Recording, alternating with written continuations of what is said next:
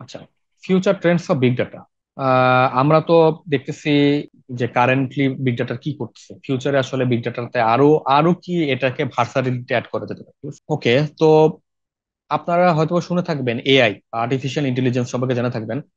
তো এআই একটা বিশাল একটা জিনিস, এর সাথেও বিগ ডাটাও মতো একটা বিশাল জিনিস। এই দুটা বড় জিনিস যদি একসাথে ইন্টিগ্রেট করা যায় তাহলে কি হতে পারে? তাহলে তো আরো একটা বড় বিশাল জিনিস হতে পারে, যেটা দিয়ে আসলে এআই অ্যালগোরিদম বা মেশিন মেশিন লার্নিং অ্যালগোরিদম তৈরি করা যেতে পারে।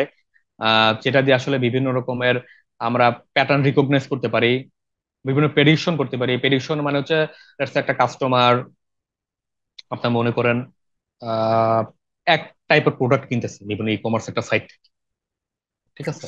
তো এটা হতে পারে যে আহ, আমাদের বিভিন্ন রিকমেন্ডেশন ইঞ্জিন তৈরি করে কাস্টমার যদি এই টাইপের প্রোডাক্ট কিনতেছে তাহলে আমরা সিমিলার টাইপের প্রোডাক্ট তাকে সাজেস্ট করি, যেটা আসলে রিকমেন্ডেশন ইঞ্জিন বলা হয়।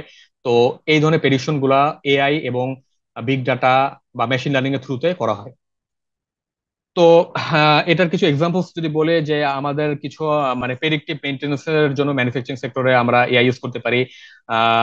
কাস্টমার প্রিফারেন্স, যেটা আগে বললাম যে এই ই কমার্স সাইটে আমার কাস্টমার প্রিফারেন্স কে আমরা মানে প্রায়োরিটি দিয়ে যে কাস্টমার আর কি কি প্রোডাক্ট সে চুজ করতে পারে বা কি কি সে নিতে পারে, ওটাকে আমরা আগে থেকে রিকমেন্ড করতে পারি।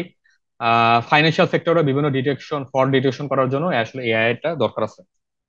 আচ্ছা, নেক্সট হচ্ছে এজ কম্পিউটিং। এজ কম্পিউটিং হচ্ছে বেসিক্যালি আমার যখনই ডাটা জেনারেট হবে ইনস্ট্যান্ট অন দা ফ্লাই আসলে ডাটাটা প্রসেসড হয়ে যাবে, ঠিক আছে?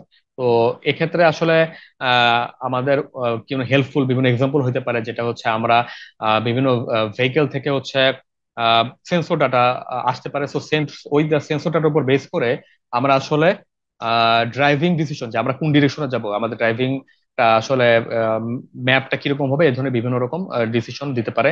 তারপরে বিভিন্ন আইওটি, ইন্টারনেট অফ থিংস, বিভিন্ন ইন্ডাস্ট্রিয়াল যে আইওটি থিংস আছে, এখানে বিভিন্ন মেশিনারিজ আছে। মেশিনারিতে এগুলার মেশিনারি গুলো কারেন্ট স্ট্যাটাস কি, কোনো ধরনের এক্ষেত্রে পারফরমেন্স ডিগ্রেড করছে কিনা, তার কোনো ধরনের ফল্ট আছে কিনা, এই বিগ ডাটা দিয়ে এগুলো আসলে, সরি, বিগ ডাটা এবং এআই এটা দুটার থ্রুতে আসলে এটা বের করা পসিবল।